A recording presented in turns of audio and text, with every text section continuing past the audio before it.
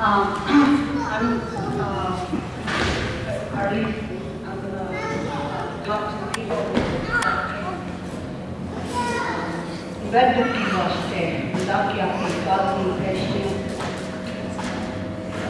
To kašla vopila je važno, lerjenča za kovinu hranje. Črpe opiki oči. Relatives, I wanted to let you know I thank God for today.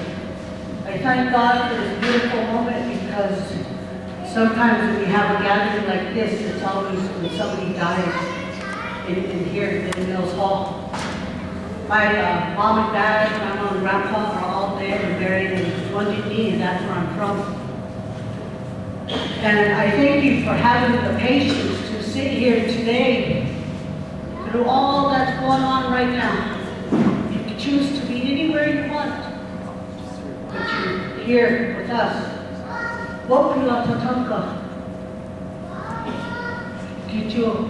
This is the Lakota Vieswa Ashchin, Lakota area. Relatives, what you have heard is the truth from our previous three candidates who spoke to you. They're telling you the truth with their mind, heart, body, and soul. What I'm about to tell you is the same exact truth, but I'm going to show you. When I first came back here a year ago, I came back and there was 5 deaths among my family and in 11 days. And I asked the Creator, why was I here? Because this it's hard to live here.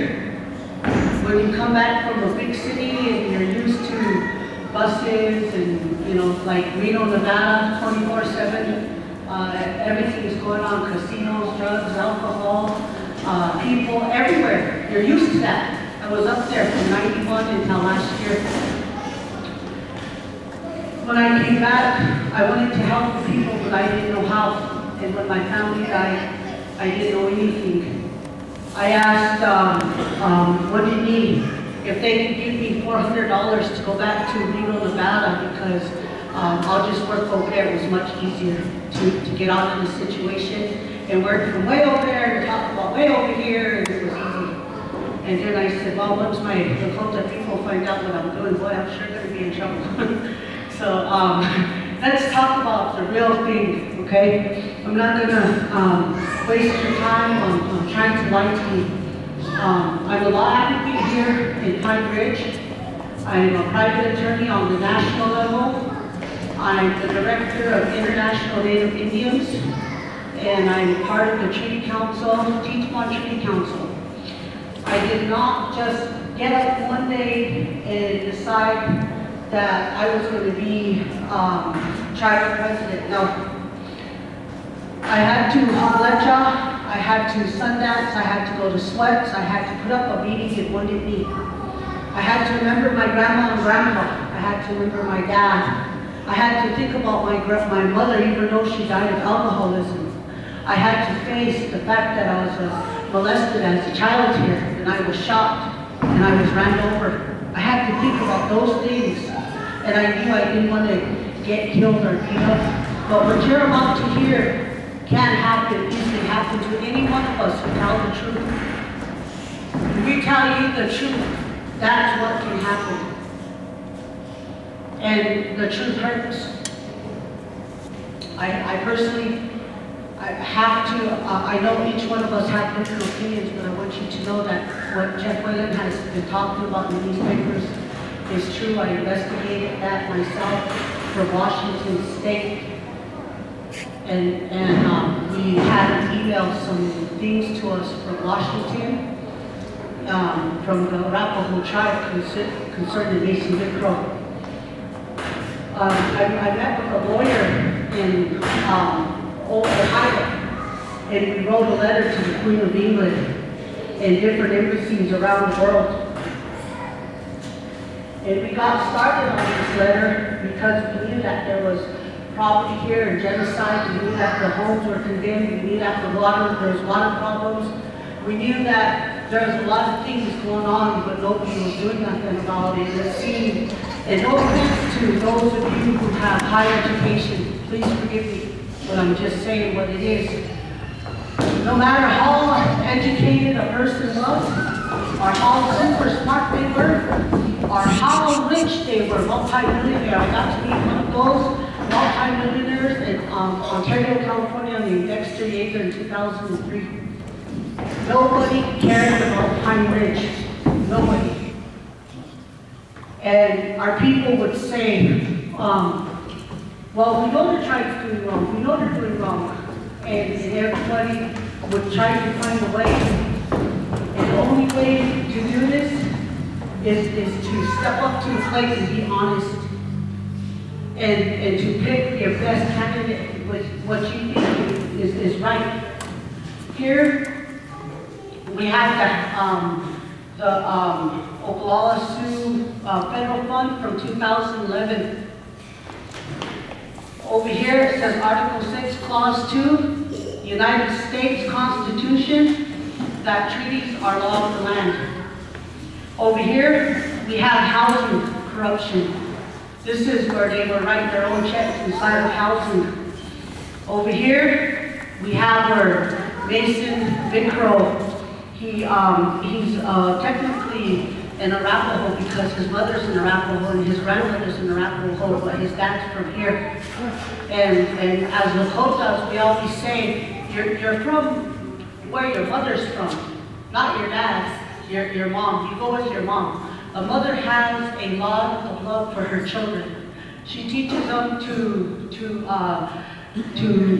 the first thing she'll teach them is love. When she holds them in her arm, or she's breastfeeding, or she's giving them out, or she's smiling, little things like that.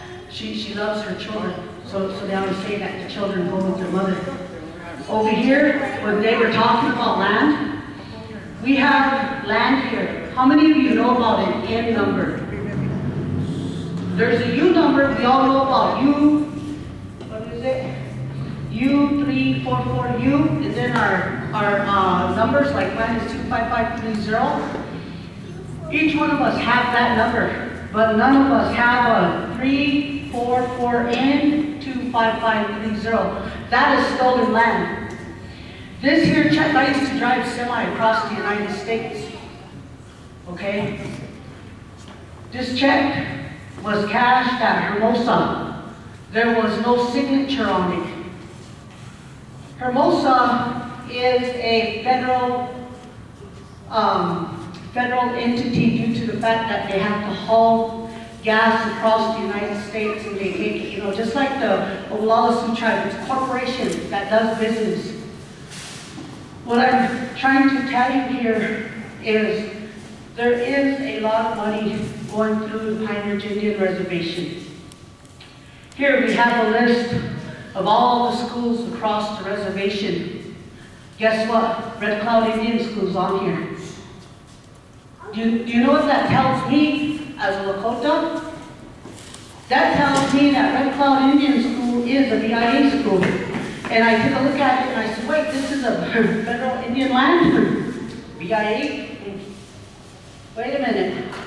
They're going to tell you, no, it isn't. But this paper says something different. We need to know the truth. What is the truth? Permanent entitlement. How many of you know what permanent entitlement is? Permanent entitlement is a amount of money that is given to each individual. And in our case, it's $6,000 per person, per individual. Times that by, we did 49,000 Lakotas, and we came up with 280,000, or $280 million. And then we went through and we did the census, and we looked at the census for the Oglala Sioux tribe, and we see that when we first looked, there was 4 people that made more than $250,000 for. Who has that kind of money around here? Right now, this is the honest truth, and I'm not asking you to have sympathy for me, but I am going to tell you this. Today, I don't have a job. Today, I go to work every single day for this last year and a half, and never got paid one check from the tribe. All this that you see, I did it for you. An international lawyer told me they wanted me dead. Why? Because I'm standing up for you. I'm Chankwe Obi. I'm from Undindi. I'm not AIM. I'm just Ekchelia, a common person. To say, hey, you know what, I really love you guys, and I want you to have the very best, but I can't do it by myself, and I believe in you. You don't have to believe in me, but look at it for yourself. See it for yourself.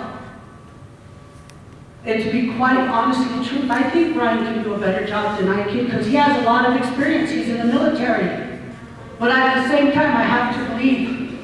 I come from Undindi, where they killed, massacre. My grandfathers, my dad was a cop. My grandfathers, they fought World War I, World War II. They were massacred in the Undindi massacre and in the Little Bighorn. And I was shocked when I was a kid. I'm not no better than nobody here. But I took the time to study and to learn. And I did a lot of this on my own. I took my own time. And I asked Creator many times to please help. And I cried. I had to cry. I had to cry because I love you. I want you guys to live. When I go to California or New York or wherever it is I go in the world, there's two things I think of. The first one, I think of our traditional prayer, the Lakota way of life, our language. The other one, I think of our songs, our traditional songs. And I beg Creator to please help our people to live, because in the Rapid City Journal and in the Lakota Times, at any given week there was 7 to 14 Lakotas dying every week. And then we did the STDs and things like that, and it became a law. I don't know how to stop all this myself, okay? But I know it's going to take a very, very good group to change things around. Another thing I have to express too is this. Tuesday, this weekend, we had 2 deaths. We had 2 deaths. And one of the deaths was WAYLON Big Crow, the other one was EILEEN, And Tuesday, we were supposed to have a rally on Tuesday. And I'm sorry that I did not have the rally, and I'm sorry I didn't say anything on KILI radio. But the way of the Lakotas, I thought was, we're supposed to allow the family to grieve before politics. And I did that. And I was told that they might let me be on the radio station. I didn't want to hear Mike. I thought I did something good. So I don't know if I'm going to win this election or not. But I am going to tell you, I'll never stop working for you. I'll always look into things like this. The people who trusted me, they came from housing. The people who trusted me with the finance report, it came from finances. The people who, well, the different things I have here, like land, the BIA papers, it came from the BIA office. So there's people out there who trusted what I was doing. And then all of a sudden I start getting scared, and I said, you know what? I said, we need to tell the people. I had to make phone calls all over. And even my outside resources, go tell your people. Put it into their hands. They'll secure you. Many times I wanted to go to your house, Brian, and I was scared. Because I knew he was running for tribal president, but there's a thing called Onerius Fiduciary Duty of Trustee Status. Onerius is no better than our Chinupa and Onerius. Our Chinupa says, honor thy creator. Onerius says, keep your word to the people. That's the difference. Onerius Fiduciary Duty of Trustee Status. This one, all right here, is breach of fiduciary, Onerius Fiduciary Duty. They broke your promise. It started right here on this reservation. I'm sorry to tell you that. It seems like everything I say come out of my mouth is bad. But it's not bad, it's the actual truth. That's why I had to burn that sage and cedar and ask for prayers today. I don't know what's going to happen in the future, but I feel like I give up already and leave. Because a lot of people don't like to hear what I have to say.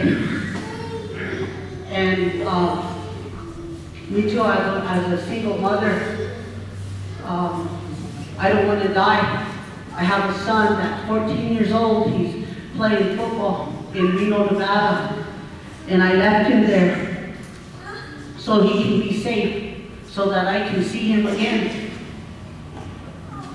I know what it's like to be without a mom and dad. And I want to cry. I have feelings. I'm a woman.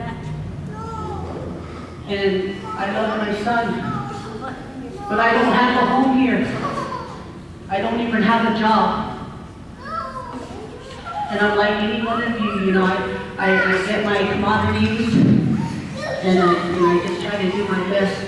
But I want you to have faith in each and everybody that comes up here, to believe in them, that what they're telling you is right, because I've never had a group of people come before me that I listened to that actually told you something that I think is right.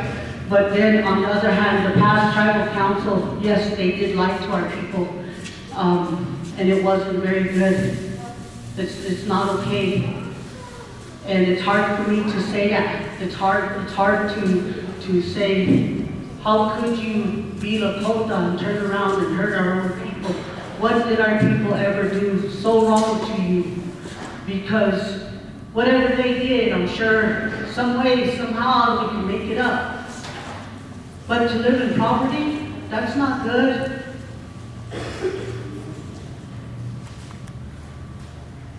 But I wanted to just share a little something like that, and just if I run for president, I mean, I am running for president. Like I was saying, I did videos of the Pine Ridge Indian Reservation.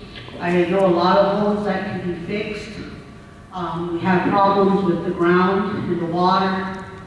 And we have things that can be taken care of by a lot of you men folks. You know how to dig, you know how to use a shovel, women too.